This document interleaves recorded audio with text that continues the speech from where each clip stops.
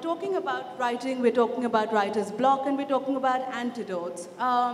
So I thought perhaps, we could begin by having each author describe their work and sort of tell us about their particular kind of writing, what drew them to that particular kind of writing. And then we'll get into a full-fledged discussion about the challenges that that kind of writing has posed, and some of the ways that these writers have managed to, come to grips with that. So perhaps we could begin with Katherine, Nilanjana, then Tarini. Does this work? Okay. So I'm a nonfiction journalist who works in very poor communities, and I combine reporting in those communities with the use of the public record and investigative techniques. And so I have a sort of a jumpy jackrabbit heart about the kind of work that I do, even though I've been doing it for 25 years. It's a vexed kind of reporting because of the power asymmetries, because of the inherent risks of paternalism. And in the last few years, I've thought almost daily about something that a young man who's one of the main subjects in my book, Behind the Beautiful Feathers, I've thought about something that he said one day to his mother when he was being held for a crime he didn't commit at Dongri Jail here in this city. He said, for other people, our tragedy is just entertainment. It's just something that they can talk about when they're bored. And in that moment, here's this semi-illiterate, teenager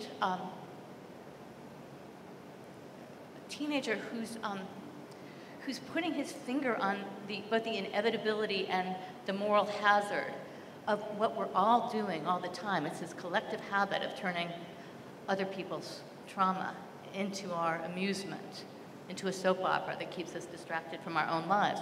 And like that is, the reason that that line is in my mind so much is that it's exactly what I'm trying to avoid when I'm doing my work. And so I've got rules for myself that I try my best to follow.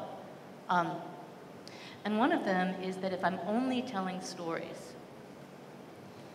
if I'm not investigating and challenging systemic problems in a society, then all I'm really doing is writing poverty porn.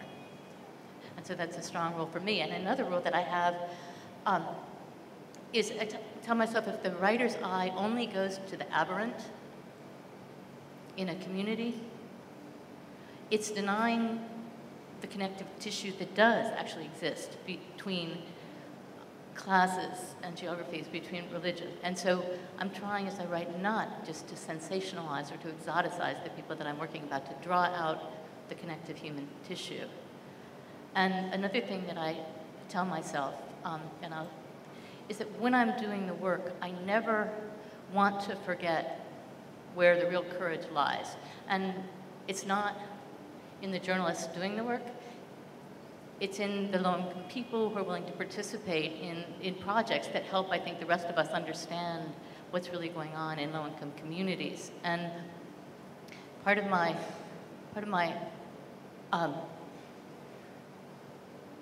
own sensibility when I'm working in those communities is that I never want to feel myself thinking I'm giving voice to the voiceless. That's exactly wrong, because the people that I'm working with in those communities, they have their own voices. And my job is to shut up and to document, to listen and document their stories as best as I can. Well, you did that with immense beauty. So that is something we as readers certainly got from your book. Nilanjana, Tarini, if you could tell us about your work, and then we'll get into a discussion of challenges. I went in the opposite direction. I either had no writer's block, because when I started writing, the books poured out, or I had a case of writer's block that was about 37 years long, because that's how long it took me to start writing my own books. And I realized I love journalism, partly because I love books and I love the smell of printing ink, which was a good reason to get into the business. But I realized very early that while I admired investigative journalists very much and I like reading their work, that wasn't my area. Partly because when I go out and listen to people, I like hearing their stories, But I listen without any sense of detachment. There's no space. There's too much empathy. And I think that doesn't make for good journalism in a sense, because your need to take these stories forward starts to color that, you know. I decided not to walk down that track, and I thought that I'd spend most of my life as an editor or as a publisher, which is what I was doing when 2 fantasy novels started to break through. And it was a little embarrassing because when I'd reviewed books, I'd by and large been reviewing serious books, you know, literary fiction. And the last thing I thought I was going to do was to write a 2-volume saga about a clan of cats in Nizamuddin with shields thrown in for good measure and a few pigs. Well, we had to edit the pigs out. But I think it meant something to me that I started with fantasy, because fantasy really is the world's oldest genre, and I've always been aware of that. It's something, it's instinctive to humanity. The first thing that we do is we look up at the stars and we wonder where things came from, and then we tell stories about that. And The Wildings and The 100 Names of Darkness came basically out of my sense of discomfort about writing about Delhi. I felt that I didn't have the authority to write about the city when I'd only lived in a small part of it, and I was trying to work my way into writing about human lives. And at the same time, there was a period of my life when I was dealing with several fairly difficult situations on the personal front, and it was a time of great unhappiness, and there didn't seem to be, unhappiness is not natural to me either. And it didn't seem to be me that there was much respite from the world outside, because politics everywhere was changing, so there was no good news on the TV channel. And I felt that I needed to articulate something that I was seeing around me. The lives of the cats, the cheels, was hard. It really was harsh. It's difficult living in a city like Delhi. But they had an instinctive grasp of how to be happy, of how to be with each other. And I think if you really care about writing or the world, you have to love it back into shape. And you have to love it back into the shape that you want it to be. So I couldn't write from anger in the end. I couldn't write from indignation, but I found that I could actually write from a certain place of empathy with animals who claimed the city as much as we did, but who were invisible, by and large. And The Girl Who Ate Books is a book that, again, this is the second claim I'm going to make. I'm a very slow writer. You know, it's based on essays that I thought I'd turned into a book 15 years ago, and then I forgot about it and went off and did other things. And I've been writing about books and reading and other writers from the time of my first job, which was when I was 17. And I hope I never stop. Writers, more even than filmmakers and artists, have brought the world to me at times when I couldn't go out into it. And you know, that's my way. The Girl Who Ate Books is essays about how a reader became a writer, and it's also a tribute to 18th and 19th century writers in English, which is the foundation that I come from. It's just a long thank you note. Thanks. So I suppose, you know, I've always been a bit uncomfortable being called a writer, because I really don't, my self-identity is actually not tied up with being a writer, except I do actually spend most of my time writing. And I think that's the sort of, you know, I'm an anthropologist. I do what is called ethnographic work, which involves really which involves working with people to try to really understand their lives through their eyes. So trying in many ways to sort of remove and make visible and try to understand what particular groups of people, what people who are often very different from yourself, actually how they understand and make sense of their lives. And of course, then I also teach about it. I talk about the work that I do, and most of my work, which is ethnographic work, is actually immersion in the communities that I work with. I live with the people that I study.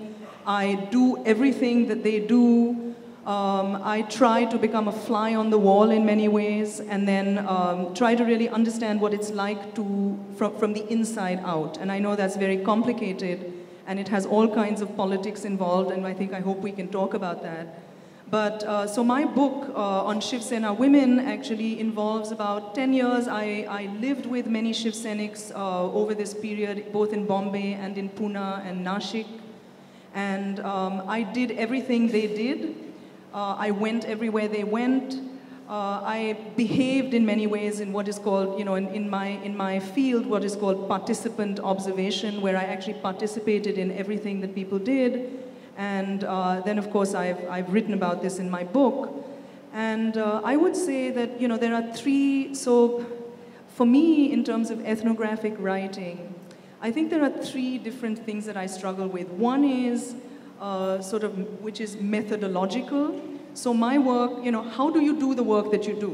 How do you decide on the methods you're going to use? How do you going to be working with?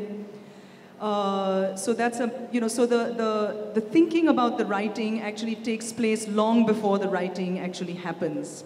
So there is this methodological aspect to it. Then there is, of course, the ethical aspect, which which is how do you work with people who are really very different from you? How do you work with people how do you tell stories about people who you don't always agree with? So there are all these ethical issues. How do you represent people that are not like you? How do you tell their stories without revealing who they are when it can actually affect their political and personal lives very, very deeply? So there are all these ethical issues. Then I would say there are the interpersonal issues. The people I work with, I have got to know them very, very well. My relationships with them actually exceed the text that I have written. I will have to grapple with all the relationships I've built in my fieldwork for many, many years that actually I have to contend with in the text. And when I wrote the book, I actually do contend with the issues of what is my position within this whole, nobody wants to read about me. The book is not about me. The book is about Shiv Sena women that most people don't really know about. So for me, it's really the question of how do I tell these stories? How do I make these women's lives visible in a context where I actually continue to have relationships with them over a long period of time? So I would say in many ways my work actually transcends the book I've written. The work will continue long after the book has been sold and is no longer in print. And I will actually have to contend both ethically and interpersonally with the people that I've come to know very, very well. And I think the other thing with ethnographic fieldwork is we have to recognize that there is no way to do this kind of work without the help of the people that you're working with. And I think that's something that's very, very critical to the whole. I could not have written this book without these women letting me into their lives for many, many years.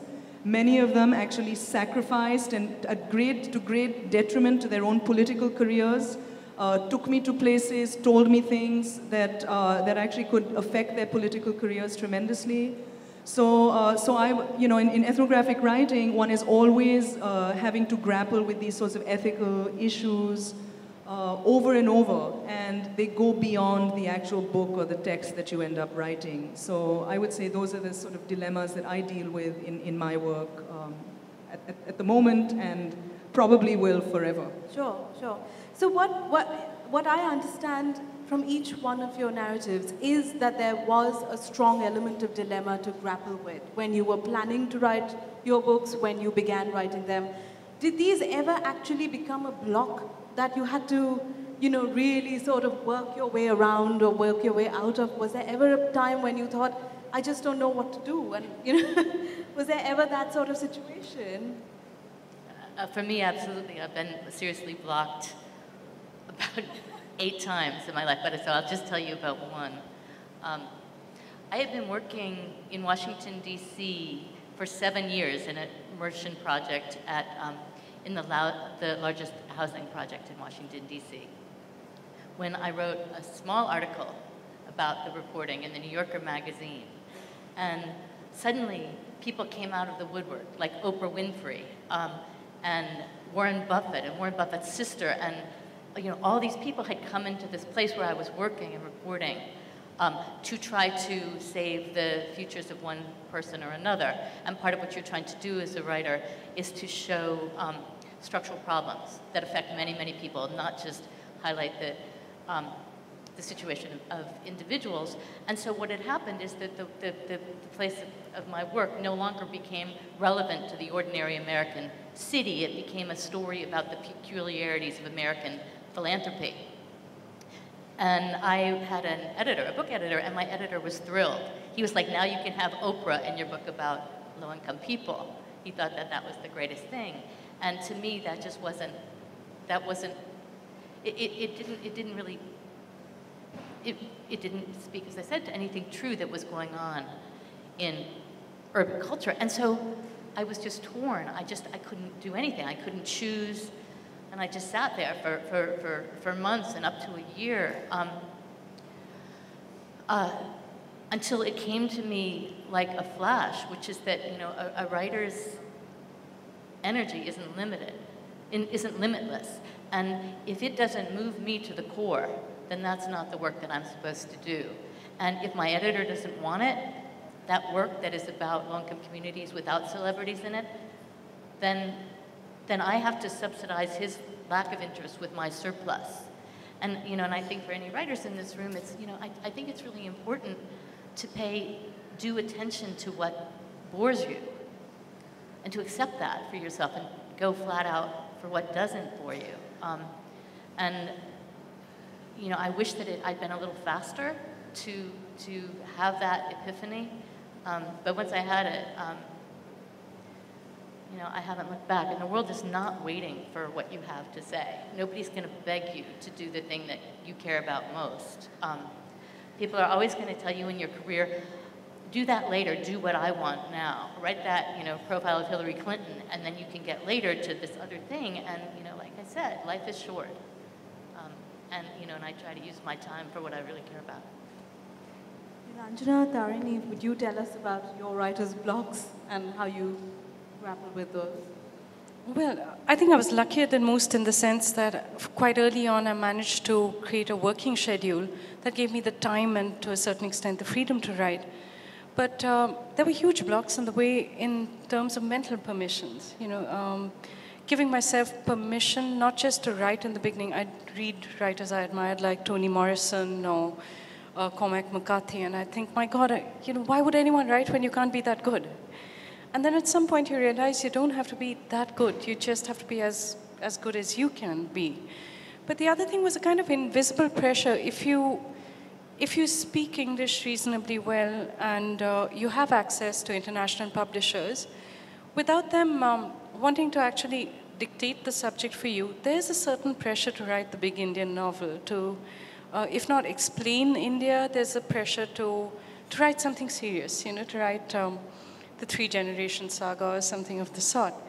And I think for years I didn't write simply because I didn't want to write that kind of book. And being an obedient person, it didn't occur to me that I had other options. When I stepped into writing fantasy, I found it fascinating that the Wildings and the 100 Names of Darkness are treated very differently depending on the labels put on them. So if they're sold as children's books in a particular country, then they're read in that way. And children's books seems to be more open to accepting a brown writer or writer of color coming in on this genre. If you sell them as fantasy, though, there are barriers. You know, it's not that you can't write fantasy as a writer of color, but to write the same kind of fantasy that Richard Adams was writing, or that, you know, it's not Indian fantasy. It might be set in Delhi, but it's universal. Those cats could be anywhere. So I walked into barriers that I didn't even know, I hadn't actually thought of them through, so I didn't know that they existed. And I think at the end of that time, you might be blocked for a little while. I think giving yourself permission as a first-time novelist to be a bad writer is one of the best things that you can do for yourself. I mean, you mentally apologize to your readers and you say, please, you know, just trust me through this first book. And I promise that somewhere down the road it might get a little better. But breaking through to the other side means that you gain for yourself immense freedom, you know? I don't think there's going to be, I might be blocked in the sense of the biggest block of all, laziness, you know, just finding excuses to put off that walk to the chair every morning. But I don't think I'm ever going to care about what other people think I should write about. Yeah. So there's a lot of freedom on the other side of a block. Well, I suppose I'll maybe my experience has been maybe somewhat different. So I really I couldn't choose the book I was going to write, actually. So because I was doing ethnographic work, I had absolutely no idea what the book was going to be about. I was interested in big questions like, what are the connections between gender? How do women find particular forms of power through political parties? How does urban space enable certain kinds of politics over others? So I was asking these kinds of questions, but I really didn't know what the book would become. So I would say that I had blocks at every stage. So my blocks continued over 10 or 11 years. Started off with sort of collecting what in social science is called data collection. I hate that term, but for good or for bad, that's what it's called. So I really had to go with the kind of data I was collecting, and politics is incredibly volatile. People never do what you want them to do or what you think they will do. They do all kinds of unpredictable things, darn it. But anyway, so I had to really follow what the data, I had to follow where the data led me in many ways. And I think that I had a real, that was challenging to begin with, and then I just let myself into the experience as much as I could, and I think that changed the way I saw the world and what I heard. And I think the other thing is that, when you do this kind of long-term, immersed kind of work, much about you changes over the 10 or 11 years. I became a parent over that time. I experienced various kinds of loss. And I think that when you go through these personal experiences, it unblocks you in certain ways and blocks you in others. And so I think that, it changes the way you see, and it changes the way you hear in very important ways. And I think that ends up changing the way you write. And had I, again, I write academic books.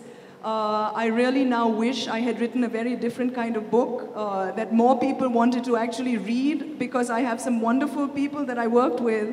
And this is, again, I think that this was another block, is to sort of sit down and think about what kind of book do I want this to really be? Who do I want to be the readers of this book? And, working in academia, you're sort of constrained in many ways by the norms of your discipline and all of these sorts of things. So I am also working within power structures of my own. And I think one has to recognize that as a writer, so as a data collector, you don't have the freedom to do what you want. And then ultimately, as a writer, you're also functioning under all of these various institutional structures that many of us are trying to change, I think. But they are still realities. They're what, pay your bills and what. But at the same time, I think there are places in which one can intervene to tell these kinds of stories and to be honest about the kinds of challenges that one has. And I think that it's very important to be honest about the different kinds of writing that one does. Very often with writing, I think what is really unfortunate, you will go out there and pick up a book and you say, oh, sign my book. There is this beautiful book. Many of you have lovely books, and all of the writers on the panel, I'm big fans of your books. But I think the labor of writing and the labor that goes into actually putting these things down on paper is actually very important, because it's a very lonely process at all stages. And I will say, as an ethnographer, I was extremely lonely all through the process, because I was always an outsider.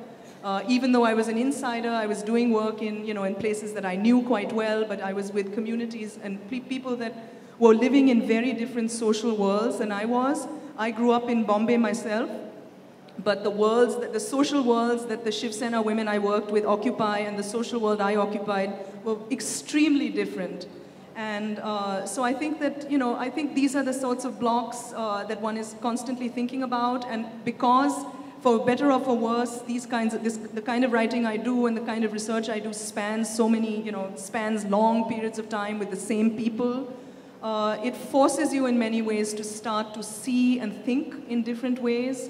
and to recognize your own, your own forms of prejudice or your own forms of, it makes you question a lot of your own assumptions about your own life, I think in very important ways. So I would say my block began long before I started writing, and actually continues. When I go back and read what I've written, I almost feel like I should have done something quite differently as my first book. My second book will be very different, but it will still be constrained with the sort of institutional structures that I have to function in as an employed academic. I'm glad that you raised this idea of loneliness, because it is, of course, I mean, any kind of writing is, obviously you literally cannot write in a crowd. But the process of even thinking through what you're going to do can be a very solitary process. In addition, each one of you was dealing with areas that demanded a whole new understanding of language. I remember in your book, there's actually a section where you talk about trying to decide whether you wanted to write the book, given that you would have to deal with a new language, and you were looking at this dictionary and you fell over and actually hurt yourself, in the process. But thank God you did write the book despite that. But I wanted to talk to you about language and about how you dealt with the fact that many of your respondents, Tarini, would speak in a different language. So, the assurance that you would catch nuances or that you wouldn't, miss certain inferences. As a writer, the anxiety about that. And Nilanjana, I mean, in your case, you were actually thinking through, the lives and minds of cats, which is, in terms of linguistic, practice, at a completely different level. So, perhaps a little bit about how to deal with language when you're a writer, when you're imagining as well as recording, and then analyzing. So how do you, cross all those different sort of steps along the way? Well, my book wouldn't have been possible without the incredible commitment of Mrin Ranade and Unity Tripathi, who worked with me on the project. And the book also wouldn't have been possible if I didn't use videotape in my reporting. So that I wasn't doing simultaneous translation, which is not a way to capture complexity. I was able to watch over and over again or listen over and over again to scenes. I was able to take the translations that were done at the time and give them to other people. And so I was able to share the work. And so for the most important scenes, and including documentary work that was actually about crimes that had been committed and that were real names of it's very important to me not just to name the people who are subject to oppression, but to name the people who perpetrate it. And so that level of documentation and that repetition in studying what, the crucial things that happen is absolutely crucial. And it's not just crucial to getting it right in translation, it's crucial to writing with the conviction that, I really believe that the reader can tell the difference between, reporting that is thin ice, skate faster, and then reporting that is trying to earn its keep. It's trying to earn your attention on the page, and without Unity and Mrin and my documentary equipment, I simply wouldn't have been able to write any book, let alone the one that I wrote. Well, with the Wildings, I think the story that started it, I began that story in 2000 and finished writing it around 2009. So it took a while. And I put it aside from time to time because I asked myself questions like, what would the cat think about this situation? How would they have friends? Would they understand the concept of friendship? So first it started by putting yourself on the ground. If we were cats, we would be about here. So your entire perspective of the world changes. If you can't look up and if you're sensing with your whiskers a world out there. And I spent a lot of time researching and asking bewildered hawk and shield researchers. So you've been stalking shields for a while, sir? Yes, I've been watching them build nests. What is their family life like? Excuse me? Are they good parents? Long silence. They go back to their nests a lot to feed their fledglings. Are they kind to their fledglings? Longer silence. Ma'am, I'm not knowing. So there was a lot of that, but the research was fun. The research was, I spent a lot of time walking around Delhi, which is something I like doing anyway. And then I started off by following individual cats or individual shields or stray dogs. And then at some point you realize that there was no such thing as an individual. You know, you found very few loners. Most of them had loose alliances and clans, and they had links of friendships that I didn't expect. So I was going to write a bloody section with a battle between the cats and the birds. And that didn't work out because actually it so happens that cats in territories tend to be fairly comfortable with the birds around them. And they kill a few once in a while, but not as much in India as you would expect. Again, it changes in the wild, but in cities, there's a kind of standoff between them. So a lot of that had to go into the book. I spent a lot of time on skeletons, you know, on studying crow skeletons and cat skeletons, because how on earth are you supposed to write about an animal if you don't know how its head feels to it, you know? When it's moving, when it's jumping, if you're going to make a cat bounce from a balcony to a fig tree, then it had better be able to make that leap. But I'm not going to pretend that it wasn't joyous. It is lonely being a writer, but I felt surrounded by life. There were the miners outside, and miners are really bossy, you know. They used to get into these huge fights with the babblers who could take them on, but they were so mean to the bulbuls for an entire year, you know. So there was all of that, and there were our own cats, and there were the strays outside, so it felt like a very populated world. Yeah, so, you know, I guess the kind of work, the sort of research I do actually requires me to, I find that, you know, in order to completely immerse myself, I work in the language in which, you know, the people that I work with speak and read and function in. So all of my field work was conducted in Marathi. You know, so I not only did I do interviews and lived with people, but I also, you know, read a lot of Marathi texts, read autobiographies, things like that. And I consistently worked with the people that I was researching to help me translate from Marathi into English. So I tried to work from the ground up rather than the other way around. So the issues of translation, of course, are interesting and very problematic, I think, when you're working with people in different languages and across linguistic divides. So in that way, my translations, I made a very special effort to make them what is called participatory. So I did all of my work alone. I mean, I did all of my research, speaking and, you know, living with Marathi speakers. And then I ended up having them involved in translation. And I think that raises interesting questions, is that actually when I publish, I really should be, these are the authors of their own lives. And I think that that is, again, a very problematic thing, is that how does one divide up authorship? And I think what is the responsibility then, once you write a book in English, you're doing the writing in very different contexts from the places that you collected the information, the people who helped you translate, and then you write a book in English. What then is the responsibility of the author? I really think my book should actually be translated into Marathi. Anyone here who is a Marathi speaker and wants to translate a book on Shiv Sena into English, please raise your hands, come talk to me afterwards. I think I would like the people that I wrote about to be able to read my book and to be able to access all of the stuff that they are actually the authors of in many ways, and really should be on the book probably along with me as a co-author. And so again, I think these are sort of the issues of authorship across linguistic divides, when you're working in one language, publishing in another language, writing about people who function in a different language. And I think that linguistic categories have to be unpacked.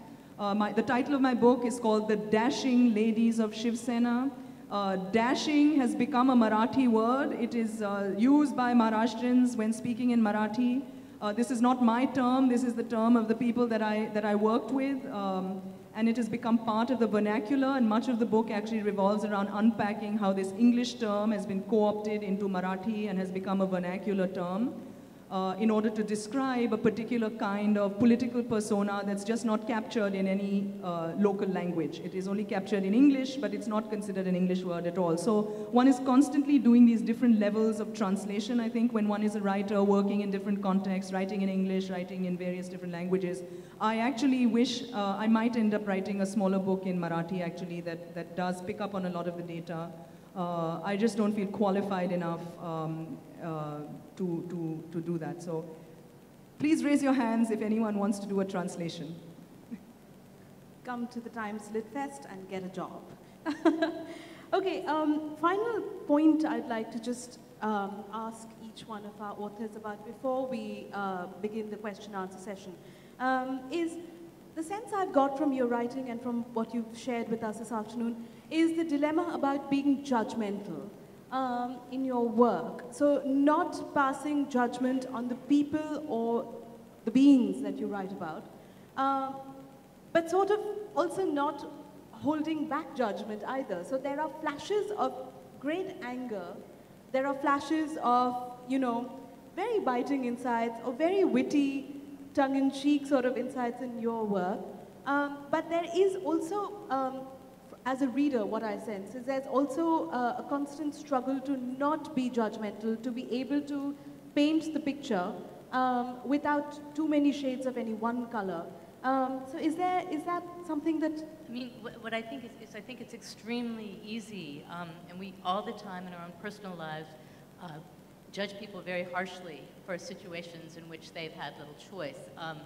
I think that, you know, what I see over and over again in poor communities is people acting in ways that might seem, you know, immoral if you didn't actually understand the profound structural conditions that made those choices happen.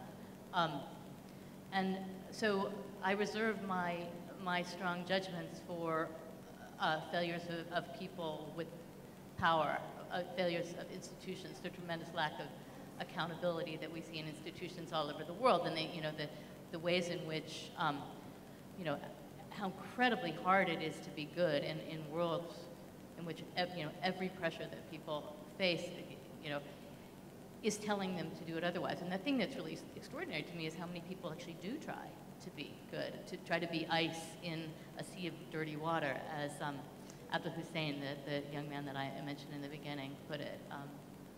Yeah, and so, you know, I think that people who live in these dispossessed communities get plenty of judgment, and I don't, you know, I don't think they would benefit from mine.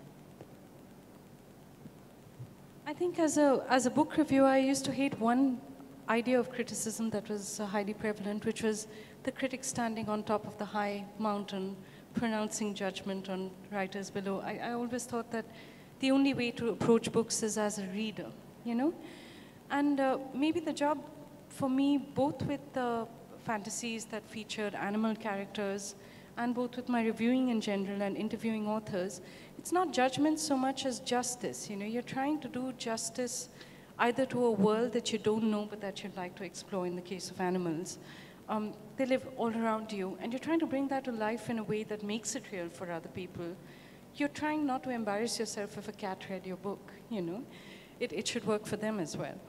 And as far as writing reviews, I carried very few of my reviews in The Girl Who Ate Books because I didn't think, I thought that actually the rest of the literary essays, the explorations into writers' lives, were more interesting and did a little bit more justice to that. Often when you're interviewing a writer, you're going to meet that person, if you're lucky, twice in a week, you know, or maybe a little longer than that, maybe over 2 months or so. And you have to be respectful of the fact that that person has a life outside those little moments when they're talking to you. You know, ideally, even if you're doing a short interview, your work should reflect something of the work that's gone into their lives, you know? You should do justice to everything that they've brought to their work, the care. Care is not a term that we use often enough in criticism, and I think we should bring it back. Yeah, I think I'd like to echo a lot of what has already been said, and I think that Katherine makes a very important point, that I think that, you know, the reality is when we're writing, at least when, you know, the kind of, when you're writing about real people, I really don't think that actually, you know, there are these differences, I think, between being judgmental, being objective. I really don't think that one can actually be objective, largely because you are implicated in the work that you're doing and you're following people, you know, when you're working with people, who you are makes an actually very big difference to the kind of information you collect. I think that's the reality. And you have to contend with that in your writing and be very honest about the fact, you know, had someone else done the same research I'd done, they would have probably found very different things. But I think you know, it's very important to recognize and reveal the structural conditions, as Katherine says, that people live in, especially when you're talking about and writing about people who are very, very different from yourself and occupy very different social, cultural positions. That everybody is ultimately a product of the socio-cultural environment that they function in. And people are very pragmatic about their lives, and I think you have to really make visible those sorts of structural conditions rather than suggesting, you know, that, you know, this is how people should live. Actually, you have to reveal the ways and make visible the ways that people actually do live. You know, my book talks about matronage, which is sort of a feminized version of patronage politics. And many people criticize the fact that, you know, patronage is bad, blah, blah, blah. And I actually think that I'm far less worried that patronage relationships exist than I am with the fact that they might one day disappear, because for the poor, that's actually the only way that people actually get anything done. So, you know, we have to take a page out of the book of the people that we work with, reveal the structural conditions under which they live, and then not make judgment, but actually recognize how people solve pragmatic problems in their everyday lives. And we are all very different. We are not all the same, and that's absolutely fine if we are all different. And I think that that's something that we have to be very, you know, that's the non-judgmental part of it, if you might call it that, is that one has to recognize difference and recognize that difference is actually fine, and to reveal that difference exists within, is produced within these sort of economic structural conditions. And it's our responsibility, I think, as writers, when we're writing about people who are very different from ourselves, to make those kinds of structural issues visible. Because we make a lot of assumptions, and I think that those, you know, we assume that the structures we live in are always the right ones, but in fact they are only one amongst many. And I think that our lives are only one amongst many, and I think that we have to recognize that in both the work that we do and the writing that we do. And I think that, you know, Katherine, you do that beautifully in your book. I think making those structural conditions really visible, where you start to understand that people can do wonderful things and do horrible things, but that's okay. You know, it's important to understand why they do things why they do what they do. Yeah. Questions. If you've got a question, would you just let us know so we can get a mic to you? I see a hand up there. Please keep your questions a little on the brief side. Hi, great to be here. My name is Pranav Gupta. I have a quick question. So a common theme in your books, Tarini and Katherine, is that every person has a story to tell. And can you speak a little bit about how you got these people to tell these stories? And more specifically, the Shiv Sena women. I mean, this is a party that's hardcore, right-wing, ultra-nationalistic, with men at the forefront. You've covered Asha beautifully in your book, who's also a part of the Shiv Sena. Can you speak about that, please? Thanks. Okay, yeah, so absolutely. I think Shiv Sena is most associated as sort of this masculine kind of political party, and that is certainly the, you know, the dominant narrative. Largely because men get seen more often. I think, you know, the media covers male politics far more than it does women's politics. Women's politics is always considered extraneous to male politics. So absolutely, I think that shifts, and that was really my project, is to start to make this other kinds of politics visible and recognize that it actually is incredibly important. Women's politics in Shiv Sena are incredibly important to the political party, largely because this is a political party that functions, we can again label it right-wing, ultra-nationalist, whatever you want to call it. Again, I tried very hard to move away from these kinds of labels because I think they have certain kinds of, right-wing is also a historical product, the term right-wing. So to understand these things historically, how do you start labeling political parties as right-wing? So I prefer the term non-liberal, largely because violence is very much part of Shiv Sena or aggression, but violence is very much part of Indian democracy across the board, and I think that we have to recognize that. But yes, how do you get access? I started this project in about 2002. And I started very slowly. I started going to the shakhas I started in Bombay, though most of my work some of it is in Mumbai, but a lot of it is in Nashik and Pune. So I did a lot of work with Shiv Sena women who were working at the Panchayati Raj level in the districts, more rural districts. It's a very diverse party actually, and people come to it from various different other political parties. Many Shiv Senics actually come from leftist political parties, Marxist political parties. So, when you start labeling things as right-wing, you assume a certain kind of ideological consistency, which is actually not at all, not in the least bit supported on the ground. I think that, most of the time we label political parties as right-wing or left-wing or whatever. And most of the time, I think people live in between these spectrums. They're neither ideological nor are they completely cynical. They are halfway in between, and that's how people live their lives. And I think I got access to people slowly over time. I got to make friends with a lot of the women that I was working with. I went to shakhas regularly. Many of them then introduced me to other people. So it was sort of what is called in anthropology or social science, snowball sampling. That's a strange term, but you meet people who put you in touch with more people, and then I ended up, just immersing myself in the community over many years. So this, the book is a product of almost 11 years of research with the same people, with the same women. So I don't have, 500 people that I worked with. I actually worked with the same women over many, many years, and I followed their political careers over this decade. And, things change. People are not consistent. People change their minds. They decide, and women are not stupid. They really do, they are very politically pragmatic, and I think that that's what's really important to remember.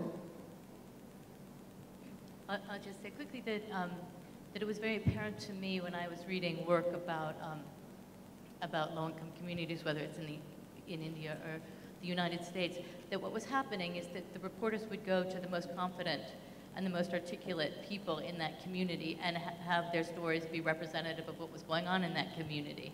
And even if you look at a brilliant book like Maximum City, the pavement dweller in that book is the son of somebody who teaches at a college and is a writer of poetry. And this becomes an extremely distorted way of understanding the people in communities. And it's also another way of silencing those people in those communities who, by reasons of their profession or caste or temperament, aren't going to be the first people to tell you what their story is. So I take it as a particular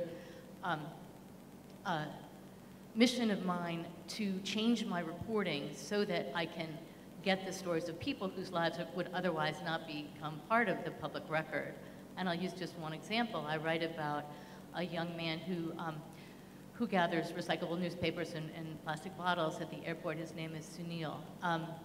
His mother died when he was 6. His father is a thoroughgoing alcoholic, and he's really not had anybody to talk to, for his whole life.